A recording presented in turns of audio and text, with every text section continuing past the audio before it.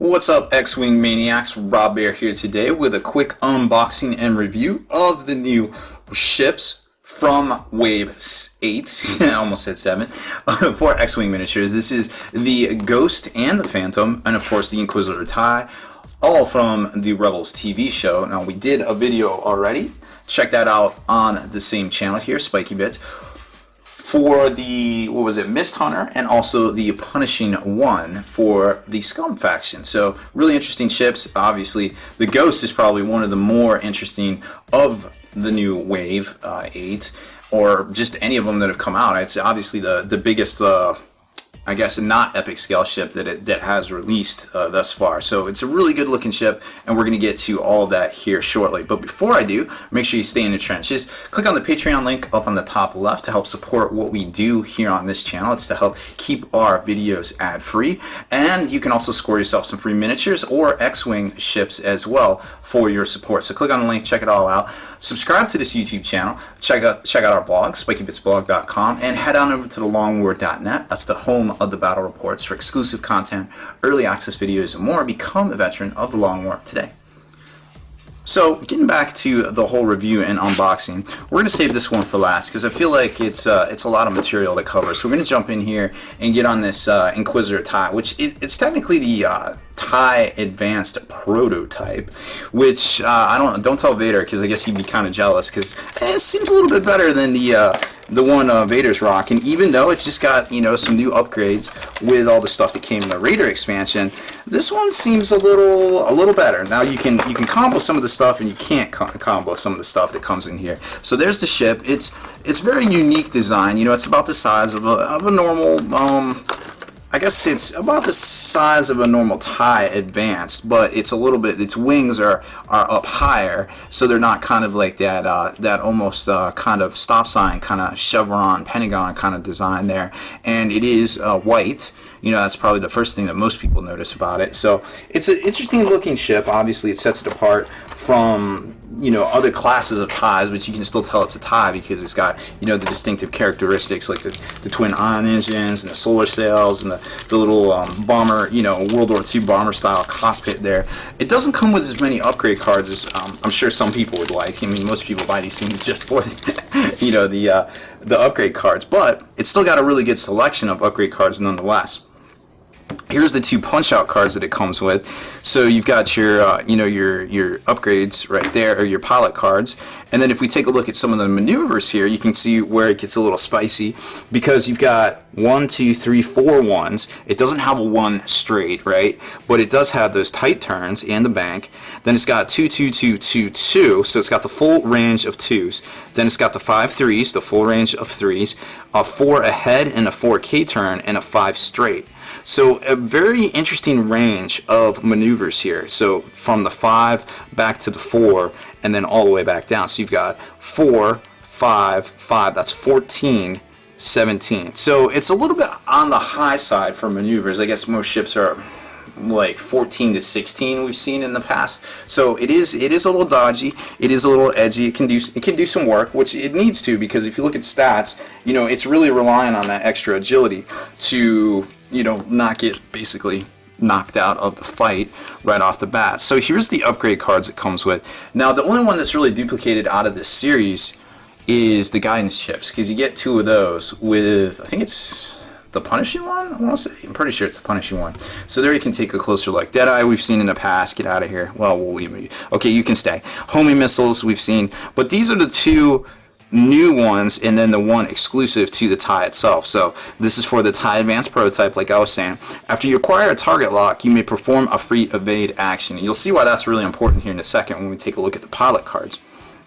Then you've got the KXX23 S-Thread Tracers, which is also another card. It comes with a Ghost, so we've seen that one around, and we will see it again here shortly. So it's an attack that uses a focus, or you just have to have a focus, excuse me. You have to discard this card, so it's 3 dice attack at range 1 to 3.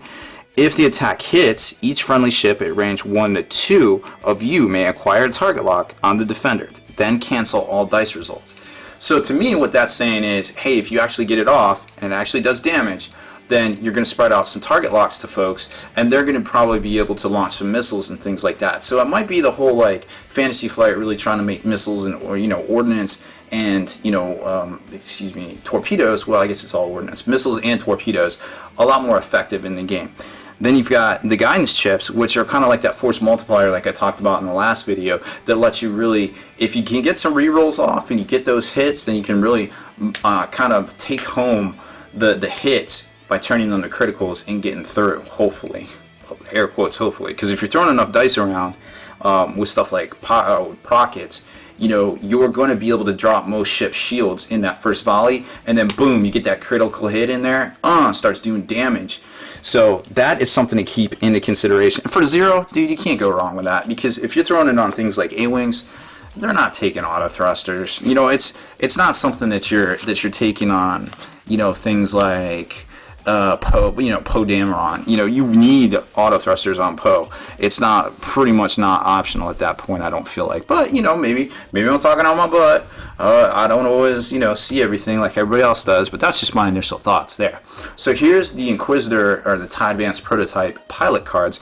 And, I actually like not the Inquisitor himself, and I'll show you why here in a second. So you've got the Senior test pilot, those are the guys that make the ship. So he's just your standard. He comes with a missile, standard stats here, 2 attacks, 3 agility, 2 hull, 2 shields. So it's a little bit better than most TIEs. Obviously, we've never seen a TIE with 2 shields. Excuse me, we have. But for the points cost at 16, we've never seen a TIE with 2 shields. You know what I mean? I don't feel like. Maybe the advanced is, maybe not. We'll have to check that one. Then you've got Valen Rudder at TIE Advanced Prototype. When defending, you may perform a free action. Now, I did not look in the rulebook, but what that says to me is, whenever you're defending, i.e., you're taking attacks, you're getting shot at, then you're defending, you get a free action. And he does have an elite pilot talent, so keep that in mind too. So can you be getting free actions and doing, elite pilot talents? Because I think, in theory, and of course I have not checked any of this, but when you're checking to see if you can actually perform an action due to stress, you do it at the check stress step, which isn't going to be during the combat phase. So again, I didn't check any of this because it just popped in my head as soon as I saw it, that you could actually string along some stuff here, I feel like. Now, I might be talking about my ass and trying to be a dickbag power gamer. If so, I apologize, but that's just the first combo that pops into my mind there. So somebody fact check it, drop it in the video for everybody to see, because videos last forever.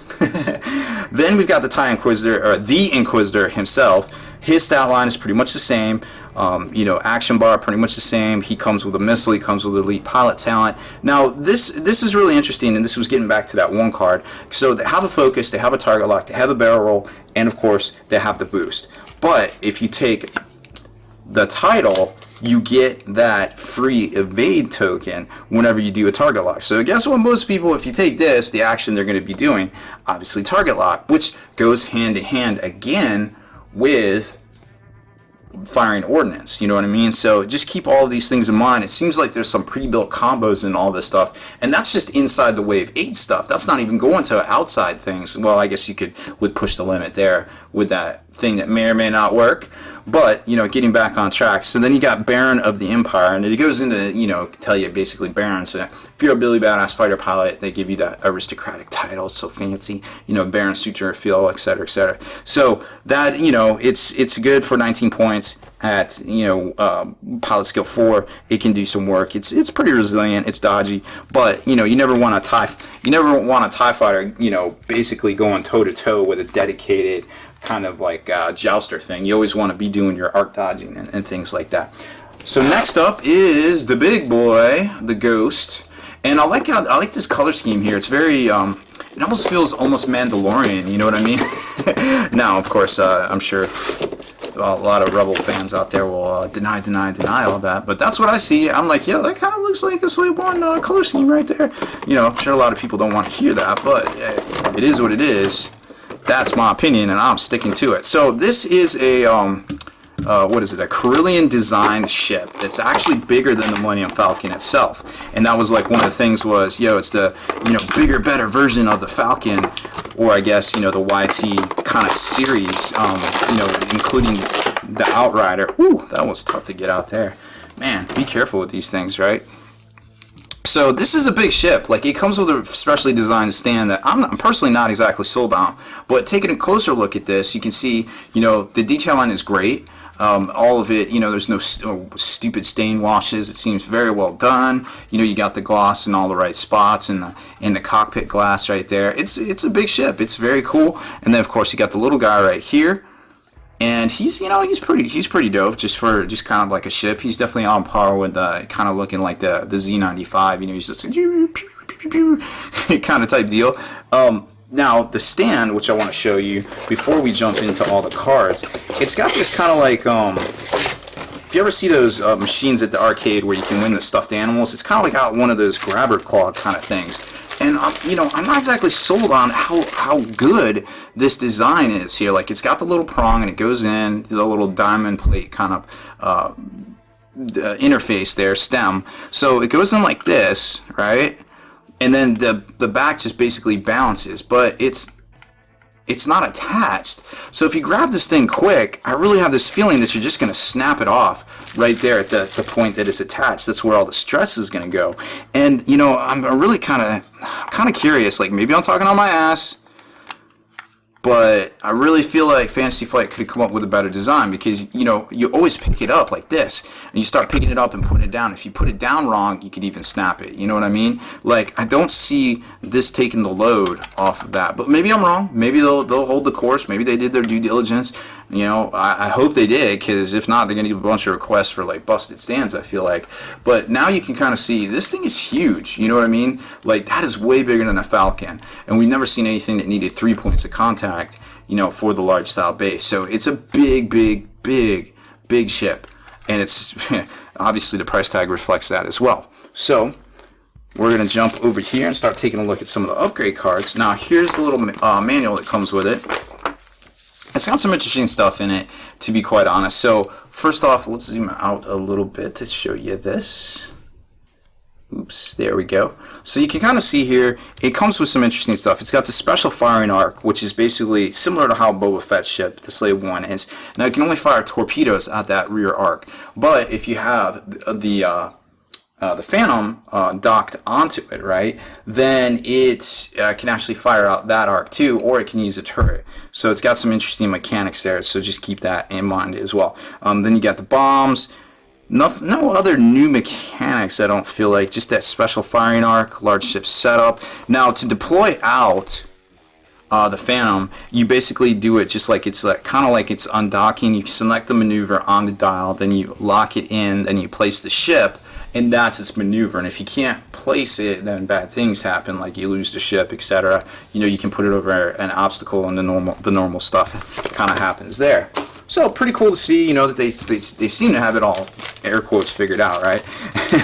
in theory, everything is always play tested to the utmost, and we've only had that one issue with, you know, the TIE Phantom itself in the past that really seemed to be kind of over the top broken, I guess. So here's a look at the punch out. So it is a bomb dropper. You got the cluster bombs. Oh shoot, I totally forgot what that thing is right there. It's the thing that K-Wing drops. Oh my brain is not what it used to be, I suppose.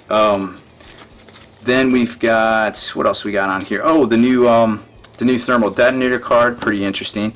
And here's the actual cards itself, and you can see that the little alternative fire arc. There's the shuttle, the attack shuttle itself. Boom, boom, boom. Oh, kind of popped off there.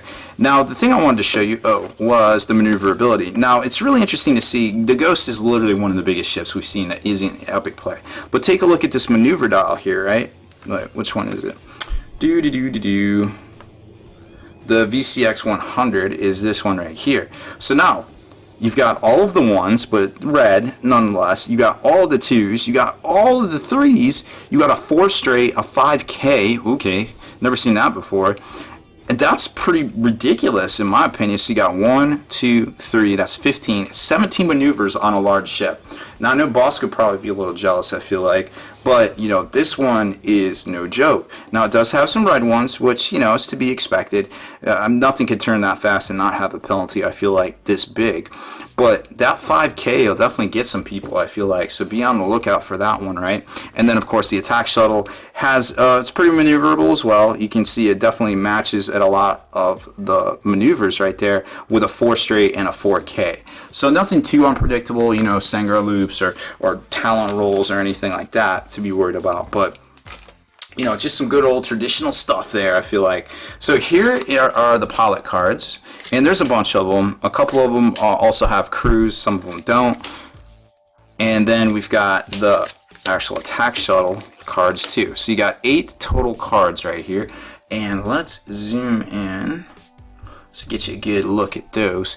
So you've got Hera, which is she's got some interesting mechanics, I feel like. Well, first of all, let's take a look at the overall stats here, right? So you got 6 shields, 10 hull. This thing is a literal beast. 4 attacks. Now, for a ship this size to have 4, I feel like that's pretty respectable as well.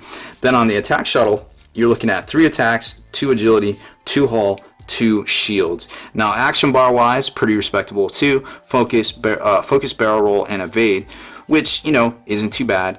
Then on the upgrade bar, you got elite pilot talents on 2 of the guys, along with a turret and a crew, and then just a turret and a crew over here on Zeb, and he has the lowest pilot skill right there.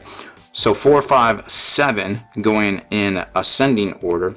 We'll start with Zeb. When defending, you may cancel criticals before you cancel regular hits, which is pretty bad. It's a good mechanic. I feel like with 2 shields, yeah, you definitely want to be doing that, you know what I mean? Then we go up to Ezra. When defending, if you are stressed, you may change 2 of your focus to evades. Now that's kind of saucy, I feel like, because that, you remember, you're talking a D8, you're talking 4 of them I believe are focus, 2 of them are evade.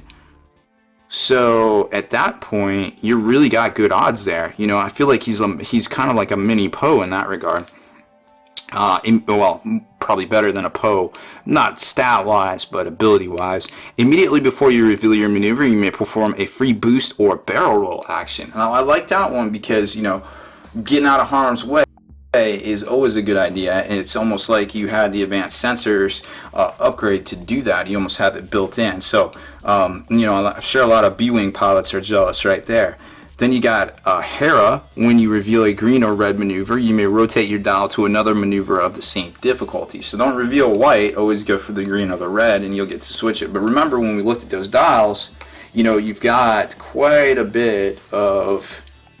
Where is it? Oh, that's the Inquisitor. You've got quite a bit of, you know, reds and also whites right here. So there's that dial to keep in mind. So don't, you know, that's a little gotcha. It's worded a little weird, so you just kind of gotta read it, nug it out, get a battle plan, and go for it. Now, the big thing here is there's 0 agility. So you're not really gonna be dodging a lot of stuff, but with 10 hull and 6 shields, I don't know, you know, that feels pretty solid to me. I mean, it's almost like better than a Devastator, I almost feel like. So we'll start up here with Hera, who also kind of works exactly the same way. When you reveal the green or red maneuver, you may rotate your dial, etc., etc. And we just saw the dial is very similar, except for you get that 5K, but you couldn't switch it at a 5, so don't do that. Then we got Cannon. When an enemy ship at range 1 to 2 is attacking, you may spend a focus token. If you do, the attacker rolls 1 fewer attack die. Pretty solid. Definitely an ability that can work in a combo situation. Then you got Chopper, my personal favorite. At the start of the combat phase, each enemy ship you are touching receives 1 stress token. So remember, with a base this big, you're probably going to be throwing out some stress, and then you combo that with, you know, there's my ghost just fell off its stand. Well, that didn't take long. Well, at least it didn't break. So you can combo that with something we're going to see here that Zeb can do here in a second. Then you've got Lothal Rebel, which is just a generic, you know, one of the Corellian pilot guys, I guess. And he's just a 3. It has no special ability. So those are the pilot cards. And then, of course, you got the upgrade cards, like using cluster mines. We've seen that in the past. Bomb tokens. Oh, it's a Conhart net. Duh. Man, just can't remember it all sometimes. So as far as upgrades go, we got Predator, one of my personal favorites. in the game. A reinforced deflectors. Now that's another gotcha card that we're gonna need to take a closer look at. Dorsal turret, advanced proton torpedoes, chopper, Ezra, and bringing all these into the frame right now. Then we got Hera, Cannon, Zeb, Sabine, thermal detonators, cluster mines, Connernet, and then a ghost title and phantom. So those we'll save for last because I feel like we can't fit everything in the frame here. But I want to zoom in a little bit and show you these. So Predator, it's definitely a way to game the system, no doubts about it. You can re-roll to get a crappy roll, to turn a mediocre roll into a crappy roll to trigger gun or something like that. It has its uses. I think it's very good, but it's very situational as well. Reinforced deflectors, large ship only, after you suffer 3 or more damage from an attack. So it has to be the same attack. So keep that in mind. You can recover 1 shield up to your shield value. So not a lot of things are going to be throwing that many dice and doing that much damage in one volley, I feel like, but still, keep it in mind, it might be a good system upgrade for you there. Dorsal turret, attack 1 ship outside of your firing arc. If the target of the attack is at range 1, you roll 1 additional attack die. I feel like this thing can get within range 1 of a lot of things because, like I said, it's so big, right? Now, it's only at 1 to 2 and it's 1 dice. So 3 dice at range 1 could definitely get some work done. We saw how efficient 3 dice at range 2 to 3 is with a TLT. And now you've got something that's kind of like a reverse TLT. It has that outside donut where it doesn't get the bonus. So you want to close with this particular turret, I feel like. So, you know, at 3 points, it might be a little bit more attractive to some of those TLT players out there. Only time will tell, right? Then you've got Chopper, which is a crew. You may perform actions while you are stressed. You may perform an action while you are stressed. Oh, after you perform an action, you may suffer 1 damage. So, okay, that's fair. I feel like for Zero, I think he's a solid choice in a lot of lists. Then you got Ezra, and I feel like these pilots from the Rebel pilots, Rebels, I feel like these guys might be a game changer because they all do a very specific thing that can branch out to a lot of other ships out there. Then you got Ezra when attacking. If you are stressed, you may change 1 of your focus to a critical result. Definitely a force multiplier there. Hera, if you reveal and execute red maneuvers, you can execute and reveal red maneuvers while you are stressed. Now, that just basically means that your opponent doesn't get to set your maneuver because remember, if you reveal red while you're stressed, they get to set your maneuver. However, you still won't get to attack or do an action because you're still going to be double stressed. Then you got Cannon. Once per round, after a friendly ship at range 1 to 2 executes a white maneuver, you may remove 1 stress token from that ship. So now you start to see the combos here. He can work well with some of these other guys, but he's also a stress eater, so that's pretty solid in and of itself, right? Then we're moving on to Zeb. Enemy ships inside your firing arc that you are touching are not considered to be touching you when either you or they activate during the combat phase. So they can shoot you and you can shoot them even though you collide with them. But like I said, remember, he combos very well with, what's his face here, Chopper. At the start of your combat phase, each enemy ship you are touching receives 1 stress. So, you got to ask yourself at the end of the day, is the juice worth the squeeze with that guy? Then you got Sabine. Your upgrade bar gains the bomb upgrade token once per round if a friendly bomb token is removed. So once the token's on the board, if it's removed, obviously it detonates. Choose 1 enemy at range 1 of the token. That ship suffers 1 damage. So it's kind of like a double dip almost, and it gives you the bomb slot. Then there's thermal detonators, which is quickly becoming a favorite for me. When you reveal your maneuver dial, you may discard this card to drop 1 thermal detonator token. The token detonates at the end of the action phase. Now, what does that do? Well, we have it here somewheres, or we don't. I'm pretty sure we definitely came with a thermal detonator card. Don't know where that little scamp ran off to. Well, that's no good. Cluster mines. I literally think Fantasy Flight did not package it. Oh man, that's a super bummer. I totally forgot what it did. I remember reading it online. Ah, so sad. Dang it, why would they do that? Anywho, so moving on, we got the Ghost upgrade, which is the title. And what that does is, it lets you equip the Phantom title card to a friendly attack shuttle and dock it to the ship. So basically you have to do this. After you execute a maneuver, you may deploy it from your rear guide. So after you move the Ghost, you can poop out the Phantom, basically. Now, you still have to pay the points for the Phantom, and then it becomes, or the attack shuttle, and then it becomes the Phantom title. While you're docked, the Ghost can perform primary weapon attacks from its special firing arc, and at the end of the combat phase, it may perform an additional attack with an equipped turret. If it performs this attack, it cannot attack again this round. Now, I'm not sure why they're giving us that particular caveat right now, but do keep in mind that could become a thing later on, with some additional mechanics. So, if you're docked, the Ghost can perform primary weapon attacks from its special firing arc. So now it can shoot out its back as well. So now it has, the front 90-ish and then the back 90-ish. So that's a lot of firepower there. And then it gets to shoot with a turret at the end of the combat phase. So it basically gets to do that like kind of E-wing attack, give or take there. So really interesting to see. And something I almost forgot about on the TIE Advanced, I wanted to talk about this too.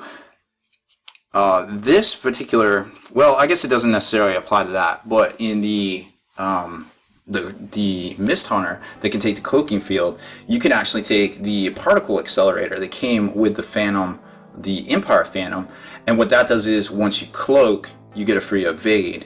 So just something to keep in mind too that I might not have mentioned in that other video, and it just hit me as my mind was racing thinking about some of the possible combos with all of this stuff out there. So, here's the thermal detonator token. Man, didn't even see it there. I just looked at the Connor net and just assumed it wasn't on there. When the bomb token detonates, each ship at range 1 suffers 1 damage and receives 1 stress token. Then discard this token. So doesn't seem too bad. I mean, giving out stress these days is almost like the Star Wars devil, and nobody seems to like stress very much at all, judging by the way everybody super kills stress bots as soon as they see them.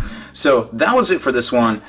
Thanks for hanging in there with me. I think it's a great lineup for Wave 8. These ships are great, and I think a lot of these upgrade cards that we see in the Ghost are definitely going to make a splash here in the next couple of months leading up to through all the store championships and regionals and things like that. Deleted scenes, bonus content, and all the interviews and post-game wrap-up videos can be located in the Hall of Veterans on thelongwar.net. Visit thelongwar.net today and try a week completely free with no strings attached. That's not all. TheLongWar.net is also your hobby resource for exclusive early access with an ad-free experience to all your favorite videos. Members of the Hall of Veterans gain early exclusive access to multiple hobby videos.